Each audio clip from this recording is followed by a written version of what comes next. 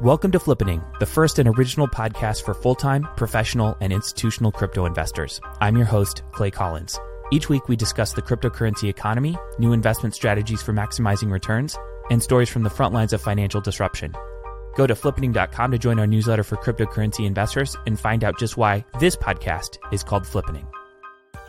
Clay Collins is the CEO of Nomics. All opinions expressed by Clay and podcast guests are solely their own opinion and do not reflect the opinion of Nomics or any other company. This podcast is for informational and entertainment purposes only and should not be relied upon as the basis for investment decisions.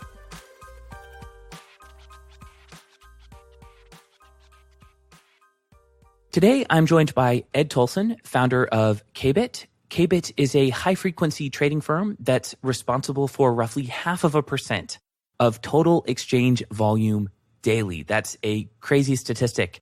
For example, in May of 2019, Kbit did just shy of $1 billion in total volume. One fun fact about Kbit is that they turn over their entire portfolio between 20 and 40 times per day. This is a two-part deep dive on high-frequency trading in the crypto space, and it's broken up into 5 chapters. In Chapter 1, we explore what high-frequency trading is. In Chapter 2, we discuss what high-frequency traders actually do and dive into the categories of high-frequency trading that exist in cryptoland. In Chapter 3, we talk about data, fake volume, and toxic activity on exchanges. In Chapter 4, we look at Kbit's business operations. Finally, in Chapter 5, we peer into the distance to see what the future of high-frequency trading might look like. Today's episode contains Chapters 1 and 2. We'll get right to this episode in just a second, but before we get started, I'd like to pause for a moment to tell you that this episode is brought to you by Nexo. Here's a word from them. Nexo is the world's largest and most trusted crypto lender, offering automated instant crypto credit lines which allow you to use your crypto, for example, Bitcoin, Ethereum, or XRP, as collateral to get cash in over 45 fiat currencies and stablecoins without selling your crypto assets. Nexo also offers interest-earning accounts yielding up to 6.5% per year for stablecoins and euros. Interest is paid out daily, and you can add or withdraw funds at any time. Nexo is also a strategic partner of exchanges, OTC desks, traditional and crypto funds, helping them earn interest on idle stablecoins and fiat. The company's growing portfolio of structured institutional products includes fully collateralized, continuously rebalanced swap agreements, allowing counterparties to effectively manage their balance sheets. I love this product. This is something that I personally endorse. If you are a believer in Bitcoin or Ethereum or whatever you believe in, then it does not behoove you to sell those assets, but sometimes you need some cash. A good way to get that cash is to give Nexo your favorite asset as collateral and borrow cash against it. That means that you are not triggering a taxable event. I'm not a tax accountant, so this is not tax advice, but this is personally what I've experienced, and I'm a huge fan of this way of going about things. Bitcoin is the best performing asset of the last 10 years, and there are a lot of people that wish that they would have never sold their Bitcoin, but instead done what Nexo provides and borrowed against that Bitcoin, taken the cash, waited for Bitcoin to do whatever it's going to do. Has historically gone up quite a bit, and they can pay off their loans with a small fraction of the Bitcoin held as collateral by Nexo, for example. Anyway, thanks to Nexo for making this program possible and for everything they're doing to make the space more efficient. In addition to Nexo, this episode is also brought to you by Nomics, which is the company that produces this podcast. And like I said before, we fund it. And I wanted to give you an announcement that I'm doing a webinar every weekday and also on some weekends. You should join me for this webinar. The webinar is entitled Crypto Market Data 101, Fake Volume, Exchange Spam, and How the Seedy Market Data Underworld Actually Works. On the webinar, we discuss how exchanges use exchange volume spamming and ticker stuffing to spam CoinMarketCap and other aggregators. We talk about what everyone is getting wrong about transparency and fake volume. We discuss why most price aggregators are displaying bad data and the 3 types of pricing data and why everyone is using the wrong one.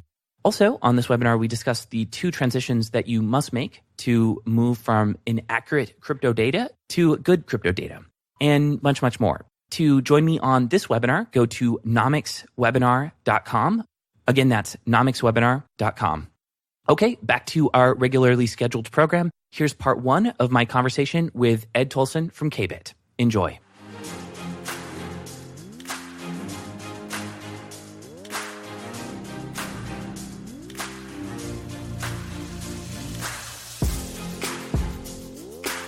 Before we get into Kbit and high-frequency trading, I'd love to hear a little bit about your background and how you got into crypto.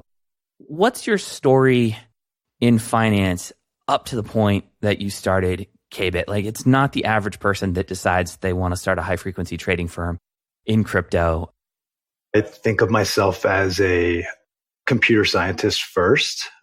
So my parents were both computer entrepreneurs, starting from before I was born. So I grew up in a house with a lot of computers. I was always on the computers. And I started coding when I was 10 years old, believe it or not, which seems crazy now. And by the time I got to high school, I knew several programming languages. And I was the guy, programming the Texas Instrument graphical calculator. Maybe I'm dating myself, but if you can remember those things, programming them in high school to play games and things like that. So I've always been kind of a computer guy first, computer scientist first. And I sort of stumbled into the financial industry while I was studying artificial intelligence at MIT. I kind of bumped into somebody who wanted to, quote, apply artificial intelligence to day trading. And that's how I sort of stumbled first into high frequency trading and then spent some time at some large hedge funds.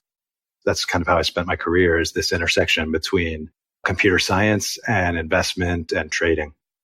Do you have any formal education or background in finance, or is that primarily self-taught through the use cases that you applied artificial intelligence to? So I didn't take any finance or econ courses at school. I would have if I could go back now.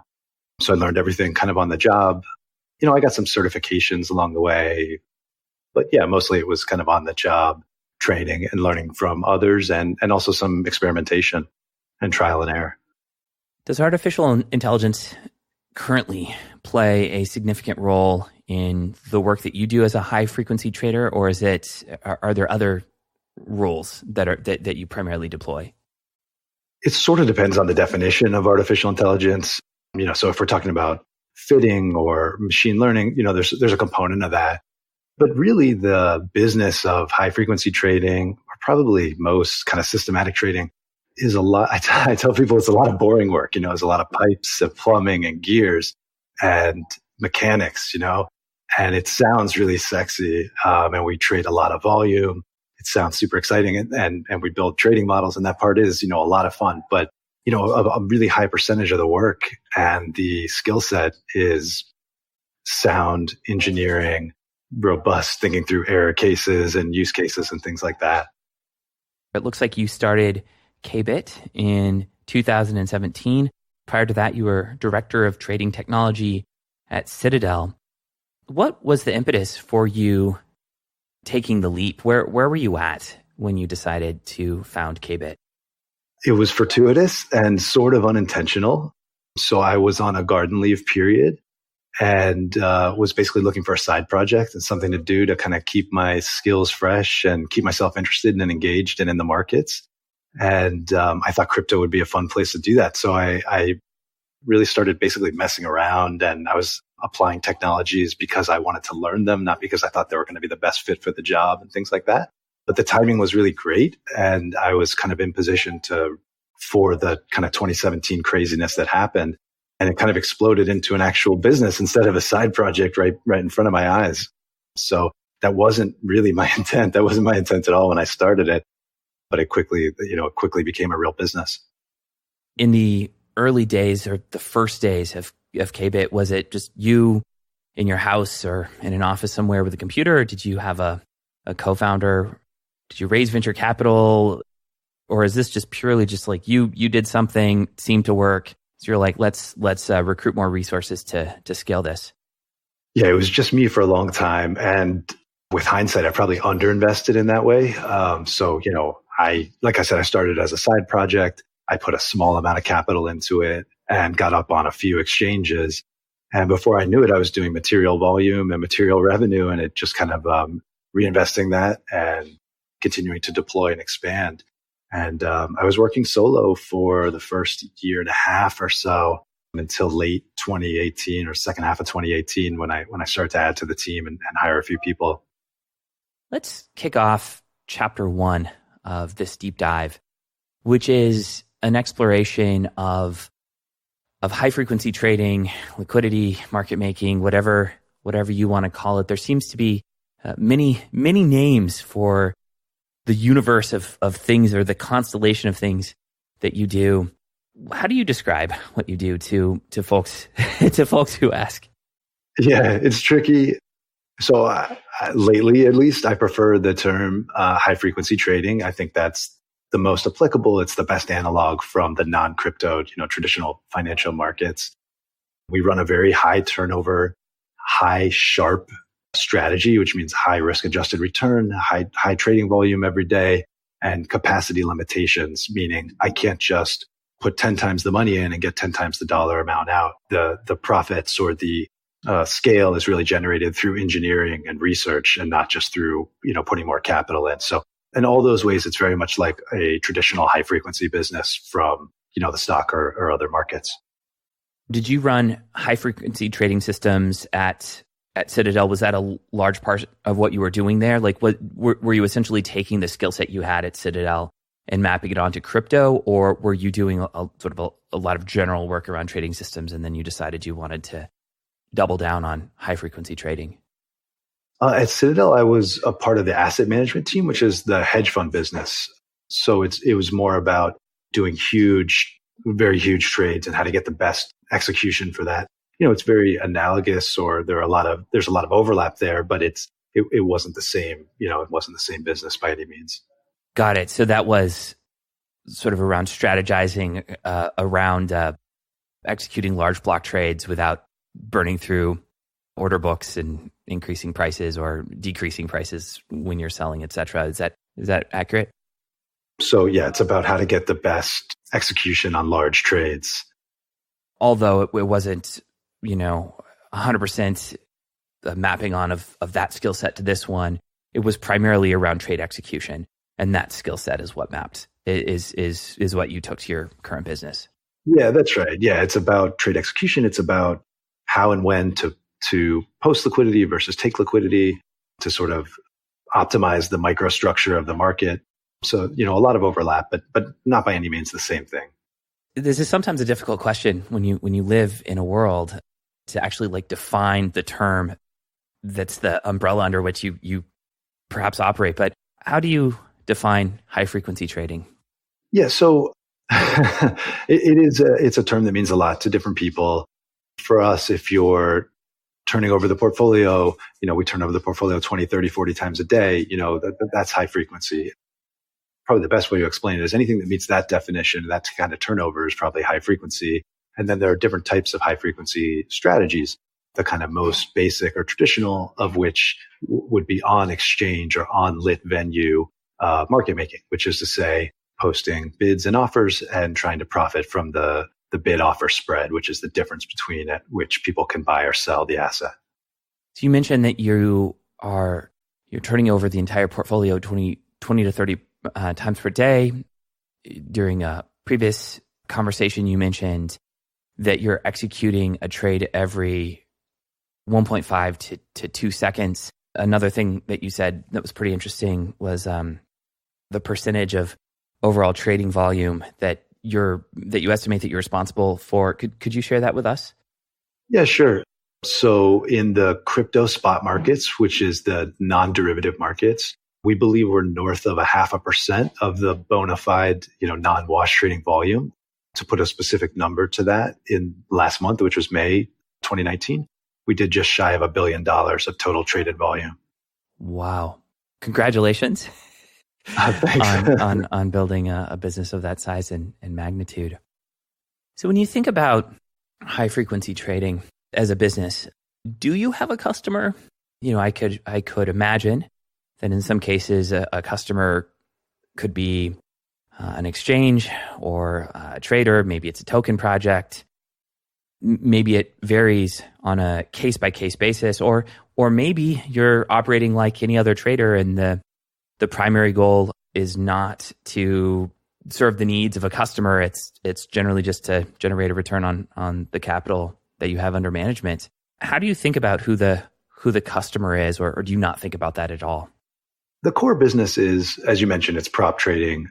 We trade the company's own capital, and the intent is to produce a very high risk-adjusted return on that capital. And so in that sense, there is no customer. Where the company is its own customer. But because of the scale that we have across the crypto markets, because of the kind of technology, that we have to accomplish that, it does open up some other kind of second order opportunities, but those really aren't our primary focus. And so you've kind of alluded to some of those. We can partner with exchanges to kind of provide liquidity on pairs or markets that don't naturally have that much liquidity, and find some kind of a customer kind of relationship there, receive some kind of compensation for that. There's also the possibility of partnering with tokens that are listing on an exchange and have certain liquidity needs. We to date haven't done that and haven't even really had a serious conversation about it, but that is a business out there as well. Maybe a better version of this question would be to ask, who are you competing against, and who do you think wins and who do you think loses as a result of you operating in the world? A lot of people that are in this space are perhaps, familiar with flash boys, which made the term high frequency trading kind of a dirty term. From my understanding, it's a little bit different in crypto. How is the ecosystem affected by you operating within it? In my mind, we're competing with other high frequency market making, liquidity providing firms. And we're competing based on our technology, our engineering, our models to provide the better liquidity, better quotes, more narrow spreads. So in my mind, we're competing against other firms doing similar things to us, and all from a retail customer, institutional customer that wants to go onto an exchange and find liquidity. All of our participation and our competition is making that market more liquid for them, so that when they go on an exchange, they see a tighter spread, they see more volume quoted, and can get an execution with less slippage. So the strategies described in Flash Boys that you alluded to, I would describe them as predatory strategies, unethical strategies. I don't think they're a large percentage even of the traditional financial markets. And they're certainly, we don't do any strategies like that. Is front running even possible in crypto? But we're certainly not doing it, and we don't know how to do it. So I assume it's not possible.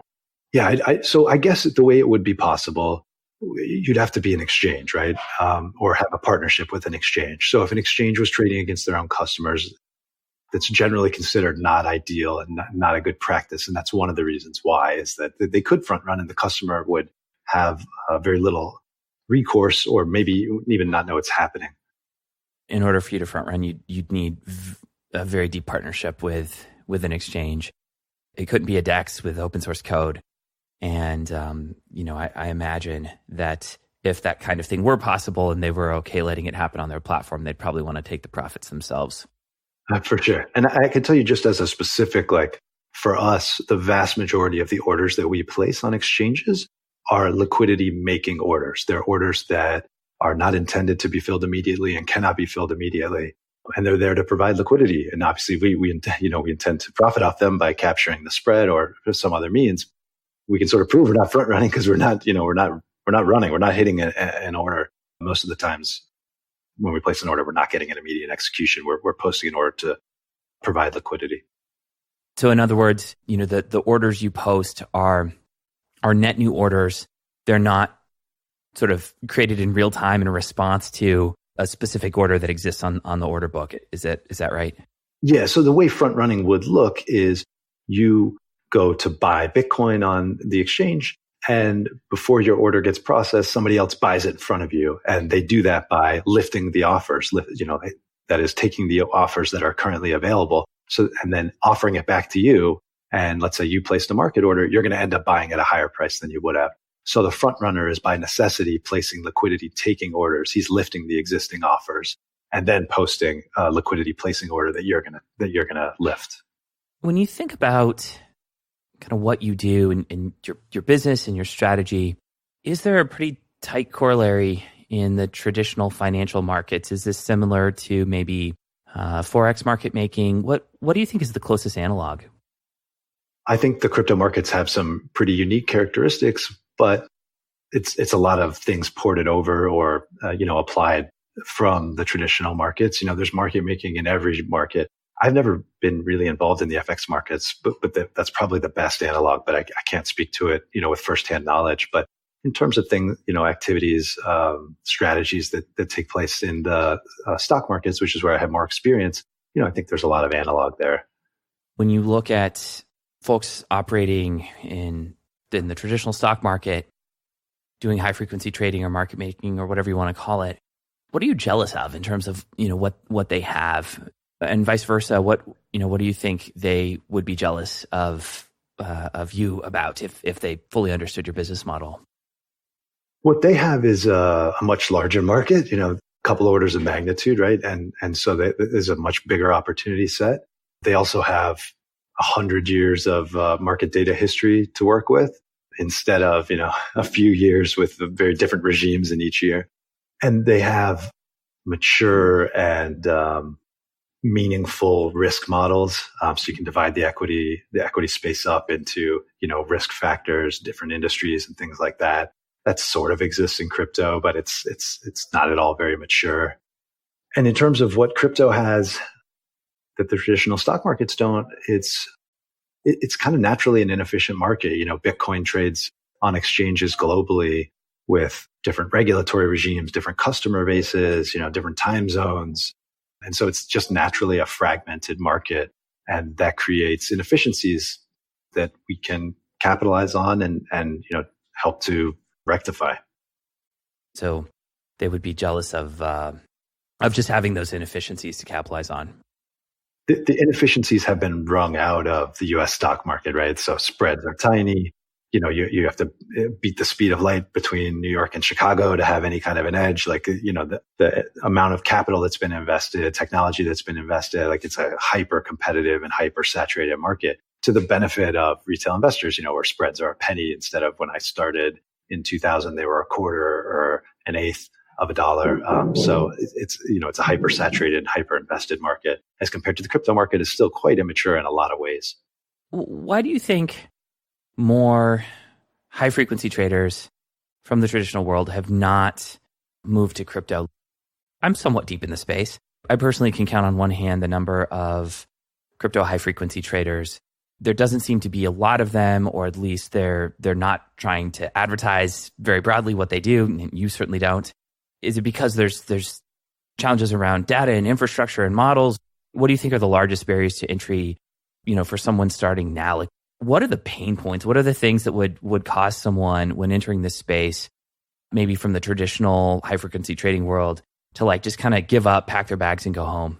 So I don't think the premise is quite right, because there are several large high frequency firms, mostly based out of Chicago, that are in the market. They are in the market and involved. And then there are firms like mine, and there are lots of firms like mine that are smaller and have a niche or looking to fill a spot in the market. So I think there are plenty. The reason there aren't more and larger names is only because of the size of the market. The market's tiny at 280 billion market cap, and call it maybe daily trading volume in the spot market, call it 2 to 5 billion a day. It's just tiny. So the opportunity set is not big enough for some large firms. It's just a rounding error. Let's move to chapter 2, which I'm creatively naming what the hell do you actually do? So obviously there's a lot of volume. You're turning over the portfolio quite a bit. I guess what does a high frequency trader do? And I guess maybe before I ask you what you specifically do, are there categories of high frequency trading that exist within crypto? Would it be possible to say here are the 4 types of high frequency trading someone could do? There's arbitrage, there's this, there's that, there's sort of kind of this defined set, and we do one of them. Does that exist or not? Yeah, I think so. So probably the first thing that existed for the first several years in crypto was what I'll call pure arbitrage. And that is buying a crypto on exchange A, sending it to exchange B, and selling it for a higher price on exchange B, and then cashing out or, moving that money in a circle or however you do it. I think that opportunity set is probably completely gone at this point. It probably existed through maybe 2017 at the most. Hey, I want to pause for a second to let you know that this episode of the Flippening podcast is brought to you by Nexo. Here's a word from them. Nexo is the world's largest and most trusted crypto lender, offering automated instant crypto credit lines, which allow you to use your crypto, for example, Bitcoin, Ether, or XRP, as collateral to get cash in over 45 fiat currencies and stablecoins without selling your crypto assets. If you believe these assets are going to go up, borrow money against them, do not sell them. Nexo also offers interest-earning accounts yielding up to 6.5% per year for stablecoins and euros. Interest is paid out daily, and you can add or withdraw funds at literally any time. Nexo is also a strategic partner of exchanges, OTC desks, traditional and crypto funds, helping them earn interest on idle stablecoins and fiat. The company's growing portfolio of structured institutional products includes fully collateralized, continuously rebalanced swap agreements, allowing counterparties to effectively manage their balance sheets. Check them out at nexo.io. Again, that's nexo.io. Nexo is a fantastic partner to hodlers of various crypto assets. If you're hodling assets and you want to earn interest against them, Nexo is perfect for you. If you are hodling assets and you do need some fiat cash to do things like put down a down payment on a house, then Nexo is a fantastic partner for you. Okay, back to this interview. I think the other kind of form of providing liquidity is the sort of block trading or OTC, if you prefer that terminology, offering. And so there are several, really large, well-known firms in the crypto space that do that, and probably lots of smaller ones as well. And some exchanges are building offerings in that space. That's a kind of separate business from what we do. It's more about taking a really big block. If you want to buy $10 million of Bitcoin, and then they'll unwind that, or they'll try to hold it and offset it against another client. And then maybe within the kind of on-exchange space, the easiest, simplest thing to talk about is like market making, on-exchange market making. And we'll talk more about that, as that's a core part of our business. And then there's also kind of just, without pure arbitrage, kind of like capitalizing on kind of fragmented liquidity. So finding opportunities without moving coins to be able to capitalize on different pricing across different exchanges. Which of these do you fall into? Is it mostly on exchange, or is it the last two, the kind of on exchange? Yeah, the last two is our business, and the core business is market making, and we've kind of added to our repertoire of bridging liquidity between exchanges. When you talk about capitalizing on fragmented liquidity, is that intra exchange trading, or is that maybe fragmented liquidity on an exchange where you can get there in terms of filling the order, but you have to take a path through some of the trading pairs in order to provide sufficient order book depth? Yeah, so I think both those exist. There's the same kind of pair, the same asset trading on different exchanges, obviously with different order books. And so there's going to be some inefficiencies and opportunities there. And then there's the fact that a given crypto can trade against 2 or 3 different kind of quote currencies on the same exchange. So there can be opportunities that arise out of that, inefficiencies that arise out of that. So it sounds like the on-exchange activity is a bit, is your bread and butter, and this capitalizing on fragmented liquidity is sort of an emerging thing at Kbit. Well, all that is on exchange. The core kind of strategy is like market making a pair, right? So that's like a very simple, like when do you post bids, when do you post offers? It doesn't require trading on other exchanges or trading on other pairs. Like you can make markets on a single pair, whereas capturing on or like capitalizing on fragmented liquidity is more roping in different pairs on the same exchange, or the same pair or different pairs on different exchanges. Let's dive into the first one. On exchange market making, for a given trading pair. Let's say you have no experience in market making. You don't even know how to even start thinking about what this is, or or what someone in your business does. How would you unpack this for them? Like what's a strategy, maybe basic, that someone might employ if they wanted to start doing this? So conceptually, if you log on to an exchange and you want to buy or sell Bitcoin, you're going to get different prices, right? So as a regular retail trader or investor, you're going to probably use a market order. And so if you use a market buy versus a market sell, you're going to end up with a different price. So when you go to buy, you're going to pay a higher price. When you go to sell, you're going to get less money than if you were to buy. And so that's kind of the fundamental issue, is that, you want to buy or sell at a given point in time, but there's what we call the bid offer spread there. And so what a market maker is doing is trying to, well, wouldn't it be great if I could be the one to buy at the lower price and sell at the higher price? That sounds like a great business. Hey, this is Clay cutting in to define what a market maker is. According to the SEC's definition, a market maker is a firm that stands ready to buy and sell a particular asset on a regular and continuous basis at a publicly quoted price. Market makers create opportunities and advantages for investors by creating avenues for market liquidity, in eliminating delays in cases of orders, and in ensuring that spreads are well stabilized. Okay, back to the show. And so that's fundamentally what a market maker is trying to do, is to be there for sellers when they need liquidity, be there for buyers when they need liquidity. Those will be at different times. And if things go well, you might be able to capture that spread. Would you say it's accurate that the majority of the market making that you do for a given trading pair is sort of vis-a-vis market orders? Is that correct? Well, we don't really know that. So we're placing the liquidity making order. Probably the people hitting us are placing market orders. But if they're like us, if they're a systematic participant, they might be, for their own protection, putting a limit price on that order, just, so that if something goes wrong, there's a flash crash or a flash pop right as their order's going in, they don't get filled on a crazy price. So for instance, anytime, I mentioned that the vast majority of our orders are liquidity making orders, and we don't intend for them to be executed immediately. They won't be able to be executed immediately. They won't find a match. But when we do place an order that we intend to find a match, we still put a limit price on it. So it's not a market order. So we don't really know when someone's hitting our making order if they have a limit price or not. It's not information that's provided to you. The matching engine is agnostic to the order type, and that's probably not data that you'd be given. Right. Although I'm sure you'd love to have it. Yeah, it'd probably be an interesting data point. So let's say you were teaching a class at a college called Market Making 101 or High Frequency Trading 101. And that class was, let's say it's a computer science class. And you're tasked with providing this class kind of a bare bones 101, kind of rudimentary market making project. What would you task them to do, and what strategy would you encourage them to deploy? Like, how might you come to the conclusion that you should sell at a given price and buy at another price?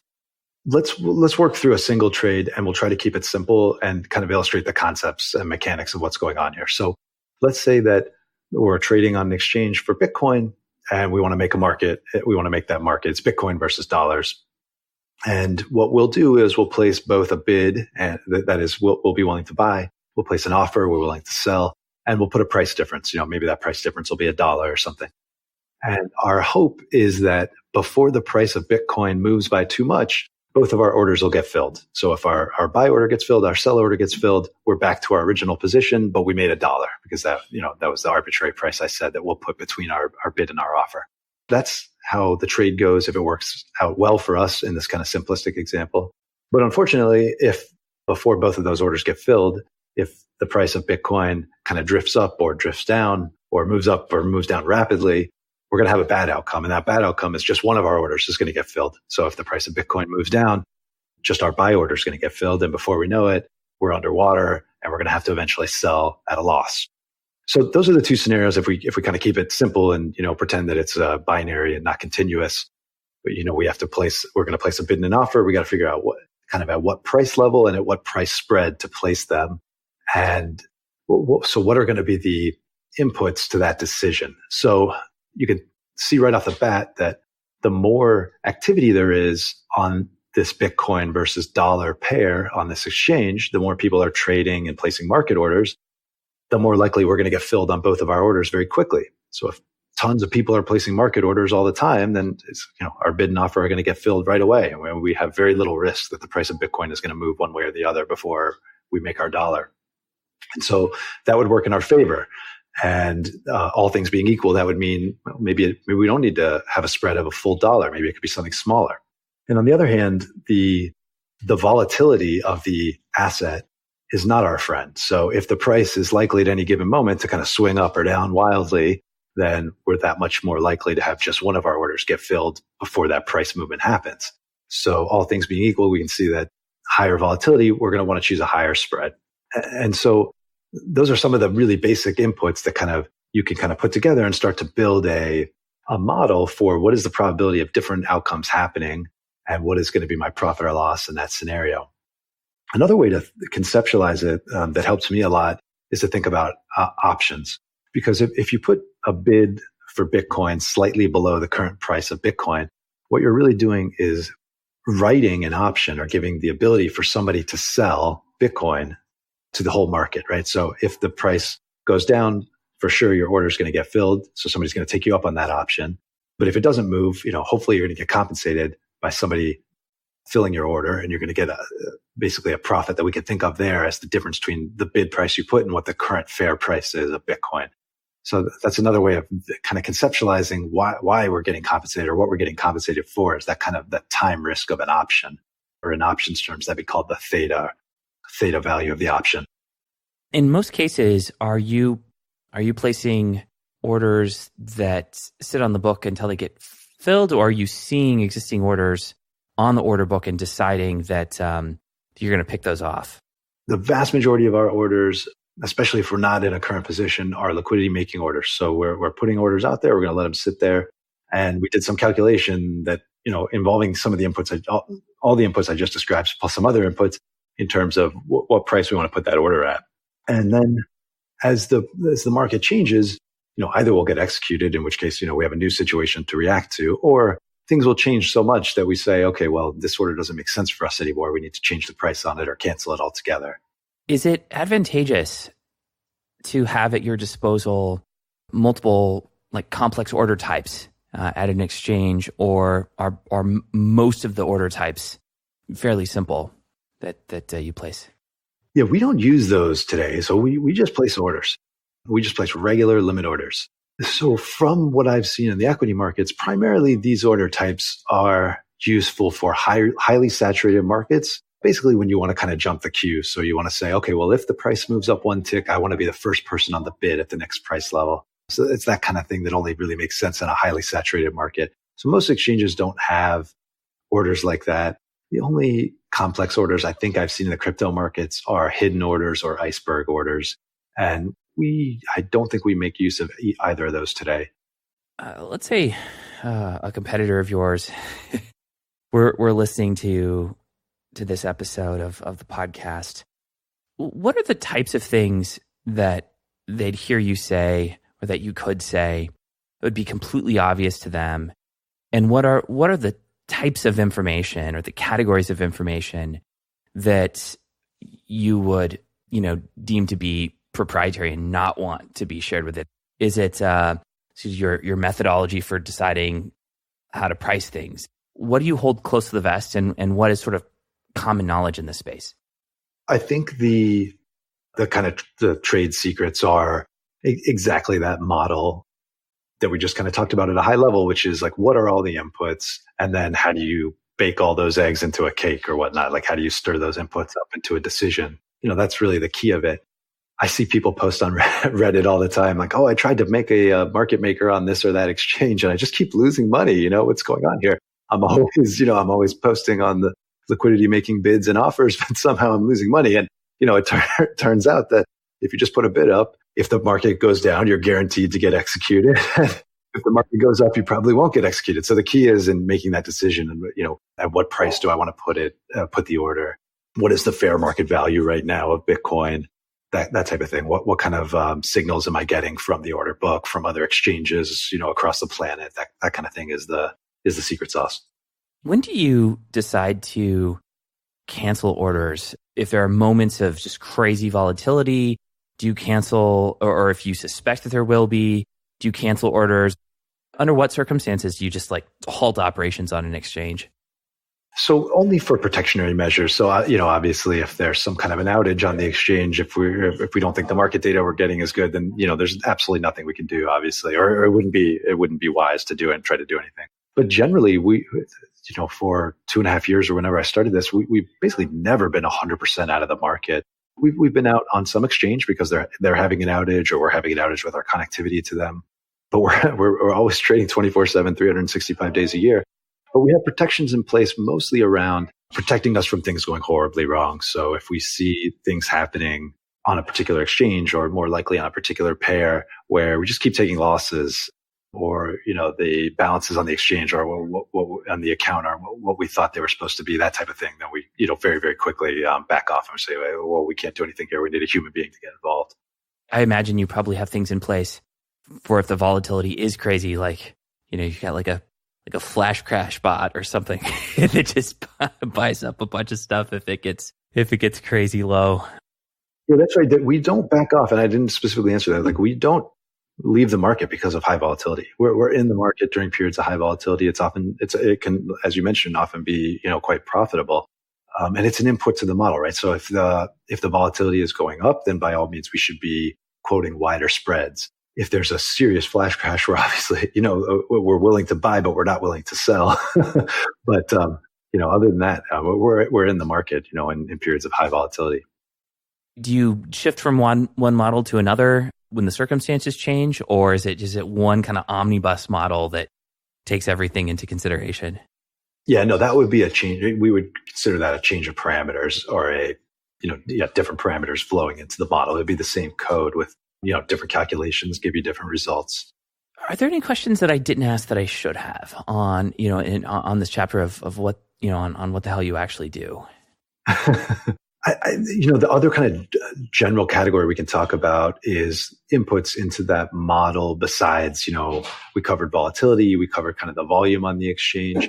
Maybe goes without saying, but we're using global crypto markets as, let's say, an input into our market making on every pair.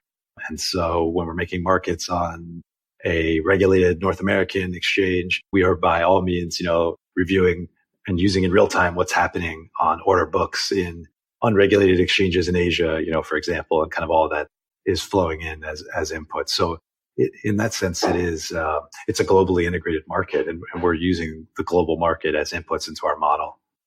It would strike me that there are things that are happening globally, and there's probably, leading indicators and trailing indicators. And if your model has a good sense of what the leading indicators are, that would probably be beneficial to you. And I'm sure you have a good sense of what those are over time.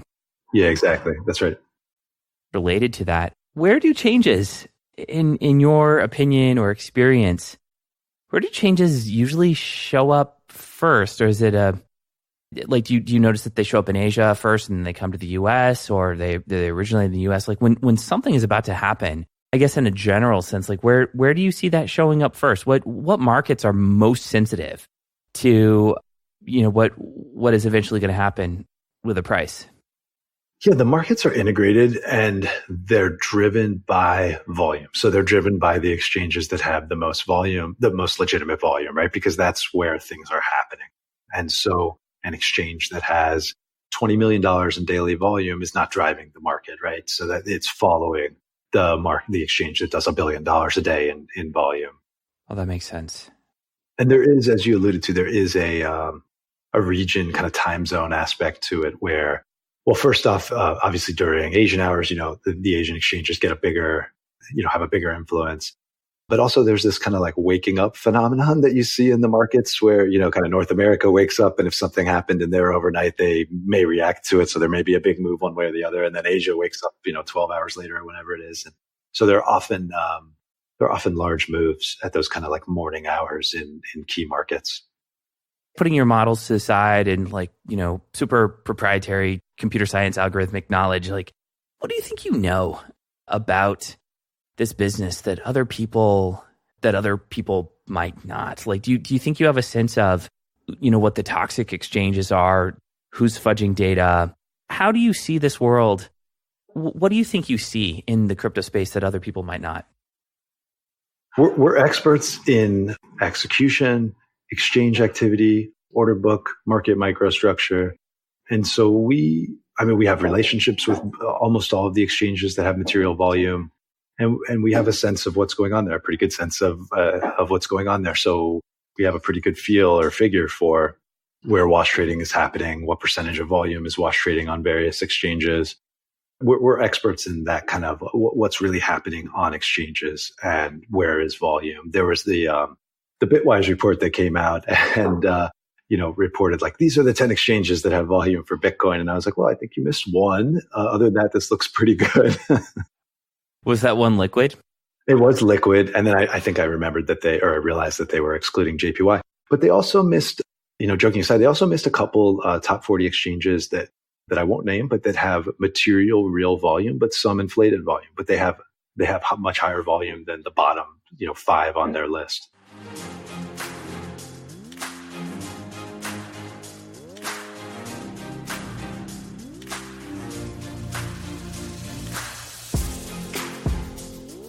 Well, that wraps up part 1 of our conversation with Ed Tolson from Kbit. I hope you enjoyed it. But before you go, I wanted to mention that since we've started producing episodes at a much higher rate, we now have room for a few more sponsors. If you like the work we do and would like to support this show, then a sponsorship might be a good fit for you. I can say from our own experience that flippening sponsorships work. Each and every time we put out an episode of this podcast, we mention our own API. And to date, every single one of these advertisements has resulted in at least one customer. In fact, we would do these shows even if nobody else sponsored them because of the business it brings to us. And over 80% of paying customers of the Nomics API and CSV data export service mentioned that they heard of us through our podcast. If you're interested in sponsoring the show, please hit us up at support@nomics.com. Anyway, that's it. Stay tuned for part 2 of this deep dive on high frequency trading with Ed Tolson, which comes out next week. Until then, take care. That's it for this week. To sign up for our free crypto investing newsletter, listen to other episodes, or get the show notes from this episode, please visit flippening.com. I also invite you to check out the startup that funds this podcast, Nomics, spelled Nomics, at nomics.com. Finally, if you got value from the show, the biggest thing you can do to help us out is to leave a 5-star review with some comments and feedback on iTunes, Stitcher, or wherever you listen to podcasts. Thanks for listening, and see you next week.